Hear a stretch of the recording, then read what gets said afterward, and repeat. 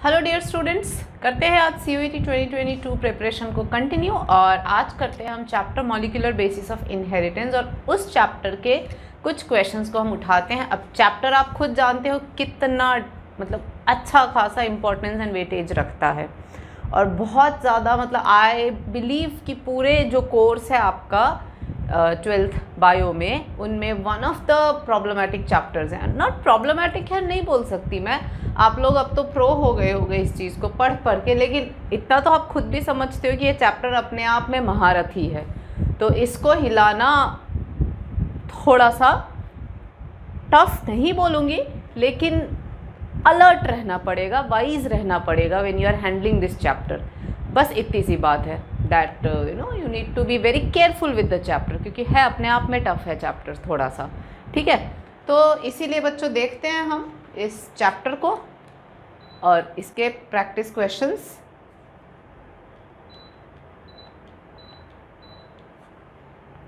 तो स्टार्ट करते हैं।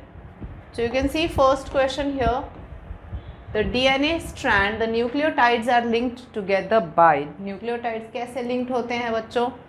तो ये तो आपको भी आता होगा, ये तो खैर ठीक है, आसान है। न्यूक्लियोटाइड्स यानी कि सपोज दिस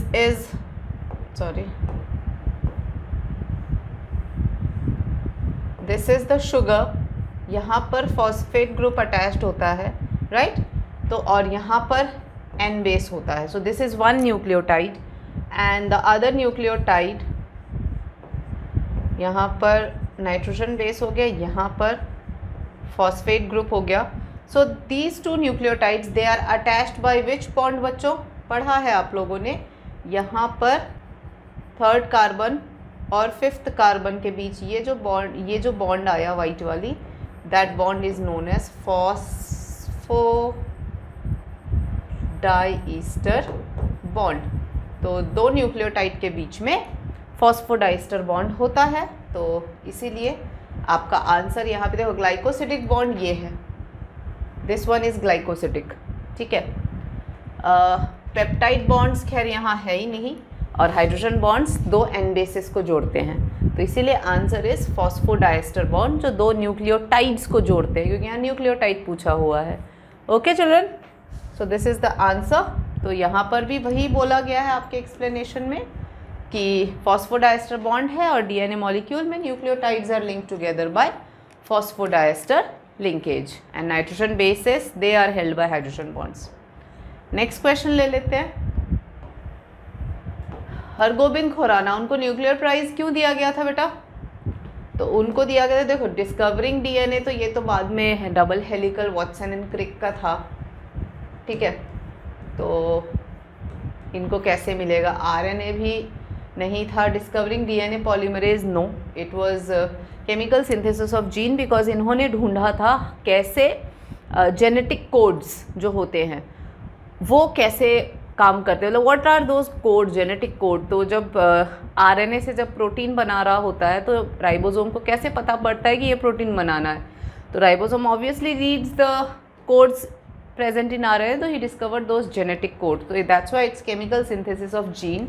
तो आंसर में भी आपको यहाँ पर वही मिलेगा कि he was awarded Nobel prize in physiology और medicine for the interpretation of genetic code and its function in protein synthesis. तो यही मैंने आपको अभी बताया। नेक्स्ट, ओकाजाकी किसने डिस्कवर किया था? Who discovered DNA polymerase? DNA polymerase enzyme है जो DNA की कॉपिंग वो करवाता है। जब DNA रेप्लिकेशन होता है तो इट डज द जॉब, ठीक है। तो अब किसने किया था? तो ओकाजाकी ने। तो ओकाजाकी फ्रैगमेंट्स, यहाँ पे आप क्या बोलते हैं, एलिमिनेशन मेथड यूज़ कर सकते हो। एज इन ओकाजाकी फ्रैगमेंट्स जो थे डिसकंटिन्यूअस सिंथेसिस, वो ओकाजाकी ने करे थे। मेसेल्सन एंड स्टाल जो थे, ये semi conservative nature of DNA को देखा था इन लोगों ने, तो ये नहीं हो सकते हैं। और Watson and Crick DNA helical model दिया था। तो अगर हम बात करें एलिमिनेशन मेथड की, तो 3 एलिमिनेट हो गए, बचा कौन? Kornberg, right? तो answer is Kornberg only.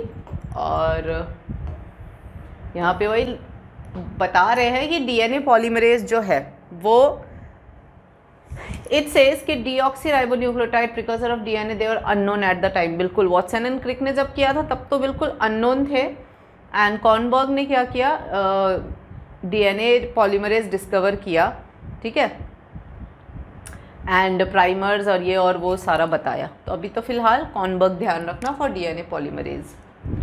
Next देखते हैं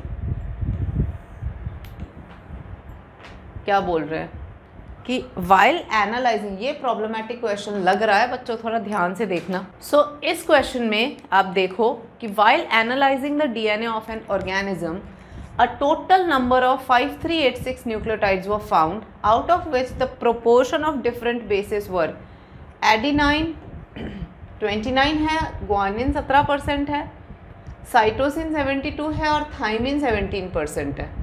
तो considering the Chargaff rule it can be concluded that, अब आप देखो adenine 29%, thymine 17%, ग्वानिन 17, साइटोसिन 32, सबके परसेंटेज डिफर हो रहे हैं। तो क्या कंक्लूड कर सकते हैं इससे कि it's a double stranded circular DNA, single stranded, double stranded linear DNA, या नो कंक्लूजन?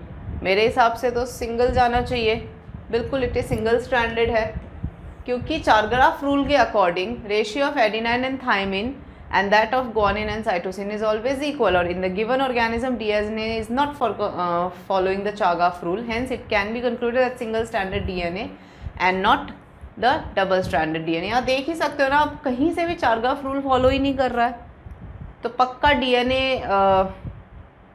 सिंगल स्ट्रैंड होगा। कहने का मतलब एक सिंगल स्ट्रैंडेड DNA है, इसमें 29% एडिनाइन आ गए, 17 ग्वानिन आ गए, साइटोसिन 32 आ गए, थायमिन 17 आ गए, ऐसे तो कुछ भी हो रहा है। सिंस चारगाफ रूल नहीं फॉलो हो रहा है तो इसीलिए ये सिंगल स्ट्रैंड होगा, तभी फॉलो नहीं हो रहा। डबल स्ट्रैंडेड होता तो सबका वो बराबर आता। अच्छा क्वेश्चन है, ठीक है।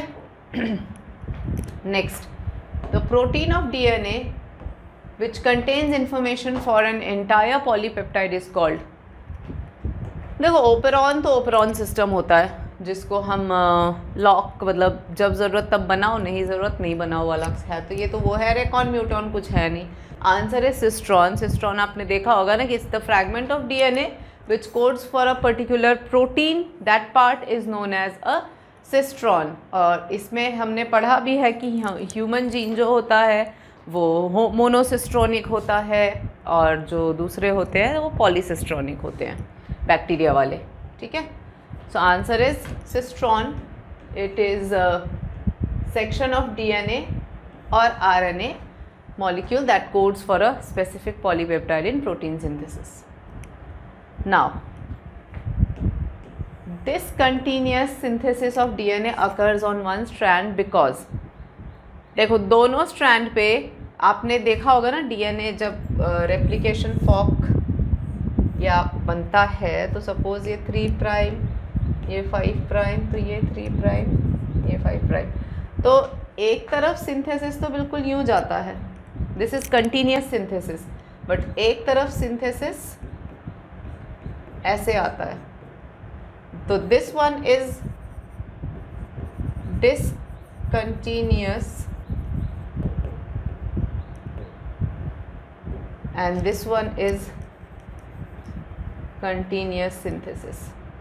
क्योंकि ये आराम से आ गया, क्योंकि ये स्टार्ट डीएनए सिंथेसिस एक्चुअली होता है 5 to 3 प्राइम की तरफ, तो 5 से 3 कंटिन्यूएशन में चला जाता है, इसीलिए मतलब सिंस इसको इसका एप्ट डायरेक्शन मिल रहा है, क्योंकि synthesis of DNA always takes place in 5 prime to 3 prime direction, तो इसीलिए ये 5 to 3 जा रहा है, बट इधर उल्टा आना पड़ता है क्योंकि ये यूँ नहीं जा सकता, तो इसीलिए ये फिर टुकड़ों में बनता है। तो दैट इज़ वाई, मतलब इसका मेन रीज़न तो ये है कि डीएनए डिपेंडेंट डीएनए पॉलीमरेज जो है, जो ये रेप्लिकेशन सिंथेसाइज करता है या पॉलीमराइजेशन ऑफ न्यूक्लियोटाइड्स कर पाता है, ये सिर्फ और सिर्फ 5 to 3 प्राइम डायरेक्शन में हो सकता है। तो since it happens only towards 5 to 3 prime direction, that is why ये एक तरफ कंटिन्यूस हो जाता है क्योंकि दोनों की पोलैरिटी डिफरेंट होती है। तो ये आंसर हमें कहाँ मिल रहा है? डीएनए मूवमेंट्स इन द, नहीं यार, it is more efficient, no, ligase has to play some role, no, it should be DNA polymerase जो है वो सिर्फ 5 to 3 मूव करता है। और यहाँ पर में आपको आंसर भी वही मिलता है कि DNA dependent DNA polymerase catalyses polymerisation only in one direction. ठीक है बच्चों, choose the incorrect pair. Incorrect, negative charged DNA wrapped around positive charged DNA. DNA thread like colorless unit of structure, chromatin in nucleus, ये ठीक लग रहा है। Unit of histone, histone octamer, ये भी ठीक है। हिस्टोन लाइसिन एंड आर्जिनिन, ये तीनों ठीक लग रहे हैं। यहाँ पे around positive charge DNA, nucleosome तो ठीक बोल रहा है लेकिन पॉजिटिव चार्ज हिस्टोन प्रोटीन्स होने चाहिए ना, तो ये आ गया ना। It should B negatively charge DNA is wrapped around positively charge histone octamer and it's called nucleosome. तो मतलब यहाँ पर जो DNA लिखा हुआ था वो गलत है, वहाँ पर हिस्टोन ऑक्टामर आना चाहिए था। ओके, नेक्स्ट देखते हैं। So next question is, Hershey and Chase used S35 and P32 to prove that DNA is genetic material. ठीक है, their experiments proved that DNA is genetic material because, क्यों prove करा था भाई? Loss of S35 in progeny virus indicated that proteins were not passed on. Yes, progeny virus retained P32 but not S35. Yes, retention of P32 in progeny virus indicated DNA was passed on. Yes, all of the above लग रहा है बच्चों? No. Progeny virus retain, हाँ technically language का फ़र्क है बच्चों। यहाँ पे देखो ये कह रहा है loss of S35 in progeny viruses. Okay, loss बोल रहा है ना, यहीं पे गड़बड़ है। लॉस तो वो proteins were not passed on and then retention of P32 in progeny indicated that DNA was passed on. Retention, थोड़ा सा ये वर्ड्स का फ़र्क है। मेन ये है कि progeny virus retained P32। Yes, so Hershey and chase experiment used isotopes of phosphorus and progeny virus retained the isotopic phosphorus। तो ये वो लैंग्वेज का खेल है थोड़ा, तो बी ऑप्शन ज़्यादा करेक्ट है। तो you have to take the B option, क्योंकि हर्शी एंड चेज ने ये किया था ना, P32 लिया था और एक S35 लिया था, और P32 जो है उसको इन्होंने जितनी भी DNA थे वो P32 आइसोटोप, ये मतलब हैवी फॉस्फोरस से वो कर दिया था, और जितने भी प्रोटीन्स थे उसमें हैवी सल्फर जो थे वो इनकॉर्पोरेट हो गए थे। अब since DNA was the genetic material, that is why जो इनकॉर्पोरेटेड फॉस्फोरस था वो प्रोजेनी में मिली, है ना। और इधर since protein was not the genetic material, तो प्रोटीन जो प्रीवियस वायरस में था वो वहीं रह गया, आगे पास ऑन ही नहीं हुआ। यही हुआ था ना हर्शी एंड चेज के उसमें, तो दिस वाज द थिंग। तो answer is that. Next you have, देखो question, read the following statement and select the correct option. Loosely packed and lightly stained regions of chromatin are called heterochromatin. No. Densely packed and dark stained region of chromatin are called euchromatin. No. A typical nucleosome has 200. बिल्कुल ये सही जा रहा है, ठीक है। Typical nucleosome में 200 base pair of DNA helix होते हैं। यस, तो आंसर इज ओनली 3। ये मैंने आपको अभी बताया, क्योंकि हीट्रोक्रोमैटिन डेंसली पैक्ड और मतलब उल्टा होता है, और ये सिखाने के लिए मैंने आपको एक तरीका बताया था। सिंस हीट्रोक्रोमैटिन हैज़ लॉन्ग स्पेलिंग, तो ये स्टेन ज़्यादा लेगा और डार्क होगा। यूक्रोमैटिन का स्पेलिंग छोटा है, तो ये स्टेन कम लेगा और लाइट रहेगा। ये तरीका मैंने सिखाया भी था आपको, so remember that. Now DNA replication enzymes are given below. Select their correct sequence in DNA replication. तो सबसे पहले आता है हेलिकेस। यस, पहले आ जाएगा हेलिकेस, नहीं ऐसे नहीं करेंगे, हेलिकेस आ जाएगा, देन आ जाएगा हेलिकेस खोल दिया, फिर SSB आ जाना चाहिए क्योंकि वो सिंगल स्ट्रैंड बाइंडिंग प्रोटीन है, वो उसको पकड़ के रखेगा, ज्वाइन नहीं होने देगा। फिर आएगा प्राइमेस क्योंकि प्राइमर्स ऐड करने होंगे। फिर आएगा DNA पॉलीमरेज, वो सिंथेसाइज किया, फिर ओकाज़ाकी फ्रैगमेंट्स बने, उनको जोड़ने के लिए आया DNA लाइगेस। अब ये सीक्वेंस कहीं दिख रही है आपको? ये रहा ना, इट शुड बी, यस यही है। तो बहुत सही था। हेलिकेस क्या करता है, अनवाइंड करता है DNA को, फिर वो अनवाइंड करने के बाद SSB उसको होल्ड करके रखता है कि दोबारा जुड़े ना। फिर खुल गया तो फिर प्राइमर ऐड होगा, प्राइमर ऐड होगा तो फिर DNA पॉलीमरेज जो है वो सिंथेसाइज करेगा चेन, और फिर फ्रैगमेंट जनरेट होती हैं ओकाज़ाकी डिसकंटिन्यूअस सिंथेसिस से, उनको जोड़ने का काम DNA लाइगेस करता है। तो सीक्वेंस बिल्कुल सही बनाया था हमने, ऐसे ही आपको भी करना रहेगा। नेक्स्ट, सो ओकाज़ाकी फ्रैगमेंट्स इन DNA चेन क्या है? ठीक है, ओकाज़ाकी फ्रैगमेंट से क्या समझते हैं? तो Okazaki fragment polymerise in 5 to 3 direction, explain 3 to 5 direction replication, then prove semi-conservative nature of DNA replication, result in polymerize in 3 to 5 direction and form replication. No यार, ये थोड़ी होगा। आंसर है polymerize in 5 to 3 direction and explain 3 to 5 DNA replication। ये आपको मैंने अभी थोड़ी देर पहले समझाया था रेप्लिकेशन फॉग बना के, कि एक तरफ तो कंटिन्यूएशन में चलता है क्योंकि वो 5 to 3 ही जाता है, ठीक है, और दूसरी तरफ वो आधा आधा आता है, मतलब टुकड़ों में आता है, बिकॉज वो ऑपोजिट डायरेक्शन में, मतलब उल्टा जाना पड़ जाता है, लेकिन करेगा 5 to 3, तो इसीलिए वो टुकड़ों में सिंथेसाइज होता है। और लास्ट में ये DNA स्ट्रैंड जो ओकाज़ाकी फ्रैगमेंट्स बनते हैं, इनको फिर DNA लाइगेस सील करके सिंगल बना देता है लेटर ऑन। ऐसा नहीं है, बट सिंथेसाइज टुकड़ों में होता है बिकॉज ऑफ उल्टा जाना पड़ता है। ये है, तो लीडिंग स्ट्रैंड और लैगिंग स्ट्रैंड बोलते हैं हम, ये मैंने पढ़ाया है आपको, तो ध्यान रखना आप लोग, है ना। Next question, Escherichia coli fully labeled with N15 is allowed to grow in N14 medium. The two strands of DNA molecule of the first generation bacteria have.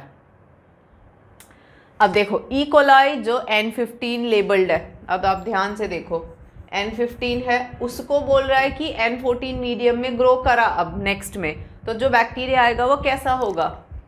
तो will it be same density but do not resemble with the parent DNA, or same density resemble with the parent DNA, different density and do not resemble with the parent DNA?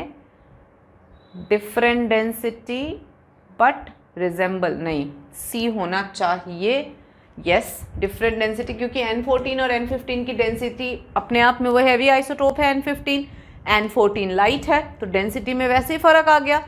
दूसरा N15 का मान लो DNA है, ठीक है, ये DNA था, इसको shift किया हमने N14 मीडियम में, तो obviously semi conservative nature of DNA के हिसाब से देखें तो ये दोनों सेपरेट हुए, N15 और N15 ये अलग अलग हो गए, खुल गए रेप्लिकेशन फॉर्क। अब मीडियम हमने N14 दिया है, तो obviously now it will synthesise using N14, तो एक हाइब्रिड DNA बनेगा बच्चों, ठीक है। तो पेरेंटल DNA से कहाँ मैच करेगा? पेरेंटल DNA तो ये है, तो ना पेरेंट से मैच किया और ना ही